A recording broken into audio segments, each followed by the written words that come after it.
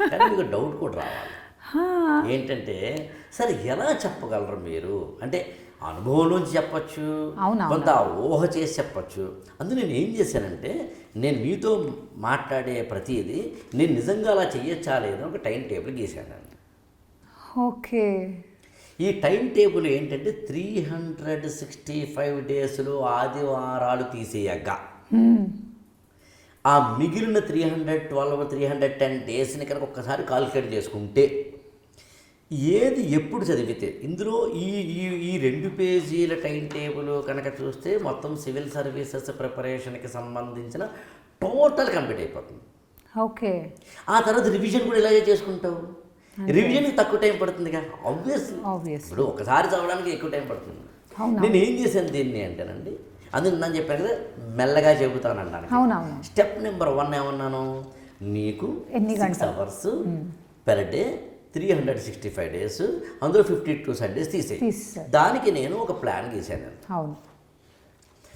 Day 1 నుంచి ప్లానెడ్గా prepare అవ్వడము, ప్లానెడ్గా prepare చేయడం అనేది నాకు అలవాటు అండి.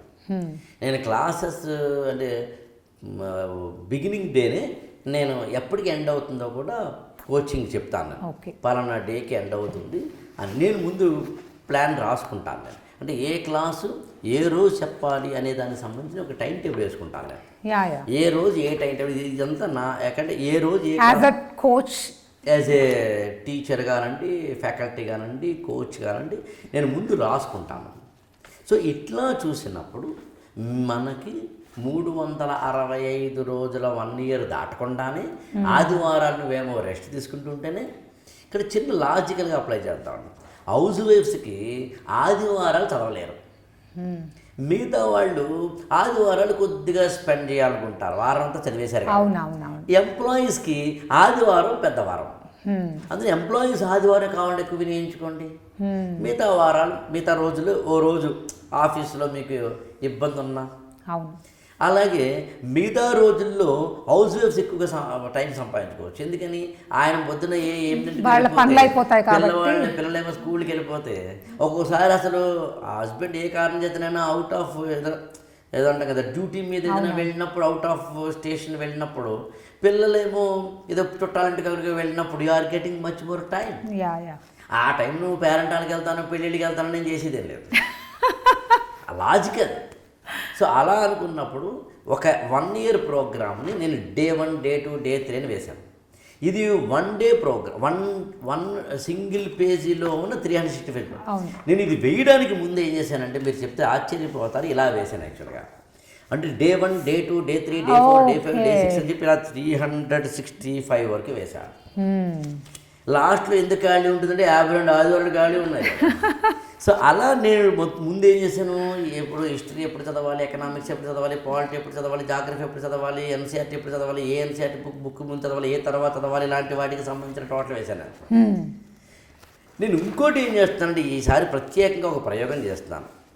ఏంటంటే చెప్పండి, దీని అంతటిని 365 పేజీలుగా డైరీగా రాసేస్తున్నాను నేనే. ఓకే. అంటే ఉదాహరణకి ఇప్పుడు నేను ఓపెన్ చేస్తుంది డే 269. ఆ రోజు ఏం చదవాలంటే జాగ్రఫీలో 12th క్లాస్లో 3rd లెసన్ చదవాలట.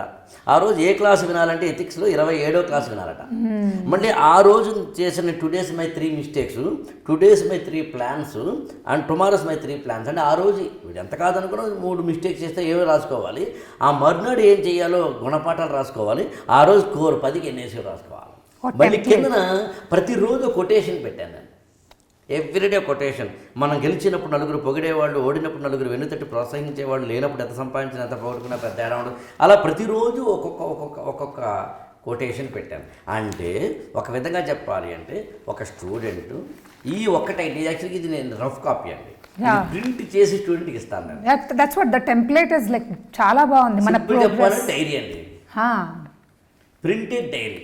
నువ్వు ఏ రోజు ఏం చెయ్యాలో, ఏం చదవాలో, ఏం చదవకూడదో, ఎలా చదవాలో, మేము ఎప్పుడు ఏం మెటీరియల్ ఇస్తామో ఎవ్రీథింగ్ సెట్ రెడీ అండి. That's what you have to just keep updating the status. దాంట్లో ఉన్నది మీరు ఒక్కొక్కటి చేస్తూ వెళ్ళడం. ఇంతకన్నా ఇప్పుడు ఇలా ప్లానింగ్ చేసుకున్నప్పుడు అందుకే మెంటార్ అనే పదాన్ని పదే వాడడానికి కారణం అదే. హౌ టు అనేది important. How because that's what మీరు ఇన్నున్నాయని ఐడెంటిఫై చేయవన్నీ అయ్యింది. కానీ వాళ్ళు ఎలా చేయాలి, ఎస్పెషల్లీ టైం అనేది యూటిలైజ్ చేయడం, దానికి నిజంగా చాలా ప్లానింగ్. చాలా ఇప్పుడు మీ ఎక్స్పీరియన్స్తో మీరు ఇంత సింప్లిఫై చేశారు. అదర్వైజ్ ఇప్పుడు కొన్ని చదవక్కర్లేనివి నేను కట్ చేశాను, కొన్ని చాప్టర్లు చదవక్కర్లేనివి కట్ చేశాను. వెరీ అది మేము మాత్రమే చేయగలం. అది మామూలు ఎన్సీఆర్టీ పుస్తకం అంటే అన్ని చదవాల్సిన అవసరం లేదు. ఎన్సీఆర్టీ పుస్తకంలో కూడా అన్ని చాప్టర్లు చదవాల్సిన అవసరం లేదు. ఎన్ని చాప్టర్ చదవాలో ఎన్ని చాప్టర్ చదవకూడదు అనే క్లారిటీ ఆల్రెడీ మేము అది చదివి ఉంటాం కాబట్టి ఇది అక్కర్లేదు అనుకుంటాం కాబట్టి, అంటే ఏం చదవాలో ఏం చదవకూడదు అనే ఒక 365 రోజుల ప్లాన్ కనుక నీకు యాజిటీస్గా నీ చేతిలో ఉన్నట్లయితే నువ్వు ఏ పని చేయట్లేదు, దీన్ని రోజు ఓపెన్ చేస్తావు. ఆ మర్నాడు ఏం చదవాలో కూడా ఆల్రెడీ రెడీగా ఉంది అక్కడ. ఆ మర్నాడు ఏం చదవాలో ఇట్ ఇస్ రెడీ. జస్ట్ నువ్వు చదువుకుంటూ వెళ్ళిపోతే అప్పుడు టైం సేవ్ అవుతుంది. అప్పుడు రోజుకు 6 గంటలు చదివినా చాలు. అందులో ఏం చేశానంటే per day session 1, session 2, session 3 అని సెషన్ 4ని ఆపాను. ప్రతి సెషన్ 1.5 hour నుంచి 2 hours ఉంటే సరిపోతుంది. కొన్ని 1.5 hours ఉంటాయి, కొన్ని 2 hours ఉంటాయి. సో 2 hours ఉంటే కనుక 8 hours, 1.5 hour ఉంటే కనుక 6 hours. మరి లాస్ట్ సెషన్ ఏం చేశాను అంటే నేను ఎవ్రీడే కొంత అసైన్మెంట్ ఇచ్చుకుంటూ వెళ్తా. ఆల్రెడీ ఇదేమో ప్రింటెడ్, నువ్వు చదవాల్సినని చెప్పేశాను. అదనంగా నేనే ఇవ్వాలో కూడా క్వశ్చనింగ్ పెట్టుకున్నాను అనమాట. మరి 1 year పాటు నాతో జర్నీ చేయండి, తాడో కూడా తేల్చుకుందాం. ఏం చదవాలో నేను చెప్తాను, ఎలా చదవాలో నేను చెప్తున్నాను, క్లాసులు నేనే ఇస్తాను, మెటీరియల్ నేనే ఇస్తాను, బుక్స్ ఏం చదవాలో చెబుతున్నాను, ఆల్రెడీ ప్రింటెడ్ టైం టేబుల్ ఇస్తున్నాను. నాకు తెలిసి ఇలా ఎవరైనా కనుక ఒక స్టూడెంట్ రోజుకి 6 గంటల చొప్పున లేదా 8 గంటల చొప్పున, ఎంప్లాయీ అయినా సరే, హౌస్ వైఫ్ అయినా సరే, నార్మల్ స్టూడెంట్ అయినా సరే, తమ జీవితంలో 365 రోజుల్లో 52 ఆదివారాలు తీసేసి మరి అంటే ఆదివారాలు హాయిగా చికెన్ తిను, మటన్ తిను, ఎంజాయ్ చేయి, సినిమా చూడు, అంతే. అయిపోయిన తర్వాత నువ్వు 6 రోజుల పాటు చదువుతున్న దాంట్లో ఆధారం చేసుకుంటే.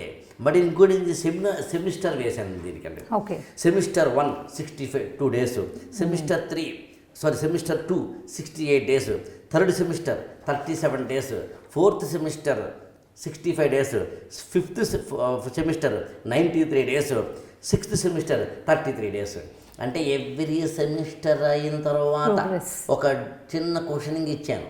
హాయ్ రిలాక్స్, సెమిస్టర్ వైజ్ వెళ్తున్నావు కాబట్టి కొండల కోర్సు ఉంది, ఎంతకీ తగ్గనుంది, ఏంది రోజు ఇంత గొడవ భయపడాల్సిన అవసరం లేదు. ఒక 5-6 kgs బస్తా మీ భుజం మీద పెట్టి గ్రౌండ్ ఫ్లోర్ నుంచి 8th floor వరకు ఆగకుండా వెళ్ళమంటే కష్టం అండి. ఏ ఫ్లోర్కి ఆ ఫ్లోర్ ఆగి వెళ్ళు అంటే ఈజీ. అందుకని సెమిస్టర్ పద్ధతిలో చేయడం మొదలుపెట్టాను. ప్లస్ ఇంకొక వెరీ వెరీ క్రూషియల్ పాయింట్ ఇందులో ఏంటంటే లాస్ట్ సెమిస్టర్ని ఖాళీగా విడిచిపెట్టానండి. ఎందుకనంటే అప్పటికే నిజంగా కనుక 4-5 సెమిస్టర్లలో నేను మొత్తం కంప్లీట్ చేసేసుకుంటేనేమో గొడవ లేదు. ఇంకా 33 రోజులు అంటే 1 month మిగులుతుంది. అంటే 12 monthsలో కంప్లీట్ చేయాల్సింది 11 monthsలో కంప్లీట్ చేసేసుకోవచ్చు. లేదు, మనం మనుషులమే కదా, ఓ రోజు అత్తగారింటికి వెళ్ళాల్సి రావచ్చు, ఓ రోజు ఎమర్జెన్సీస్ ఉంటాయి, ఏదో టైం. అలా అనుకున్నా 1 month క్వశ్చనింగ్ పెట్టాను. అలా అనుకున్నా 52 రోజులు పక్కన పెట్టేసి ఇంకో నెల పక్కన పెట్టేసి 80 రోజులు పోయాయి అక్కడే. అయినా కూడా నీకు ఈజీగా కంప్లీట్ చేసేలాగా తయారు చేశాను. మీరు చెప్తుంటే నాకు కూడా ప్రిపేర్ అదే అన్ని రెడీగా ఉన్నాయి, ప్రిపేర్ అయిపోదామా అన్న లాగా ఉంది. అందుకని అసలు యాక్చువల్లీ గవర్నమెంట్ పర్మిట్ చేస్తే మనకి ఇప్పుడే రాయాలనిపించే అంత ఎనర్జీ కలుగుతున్నాను కదా. కానీ దీని వెనక మీది చాలా ఎఫర్ట్ ఉంది కదా. యాజ్ అ కోచ్ మీది ఇన్ని ఇయర్స్ ఎక్స్పీరియన్స్. నేను గత 6 నెలలుగా దీన్ని కూర్చున్నాను. ఈ 6 నెలలు కాదు కదా సార్, ఇంకా ఎన్నో ఏళ్ల తరబడి మీరు చేస్తున్నది అంతా మీరు కుదించారు. గత 25 ఏళ్ల ఎక్స్పీరియన్స్ని గత 6 ఏళ్ళుగా పేపర్ని పెట్టి రాసి కొట్టేసి ఇలా కాదు ఇలా చేసి ఇలా కాదు ఇలా చేసి ఇలా కాదు ఇలా చేస్తే ఇది వచ్చింది, ఒక టెంప్లెట్ వచ్చేసింది. అదే అంత కుదించారు, మీ అనుభవాన్ని మొత్తం ఒక పేజీలోకి కుదించేశారు. ఎగ్జాక్ట్ సింపుల్ చెప్పాలంటే అదే అంటున్నాను, అది మామూలుగా చేయలేము.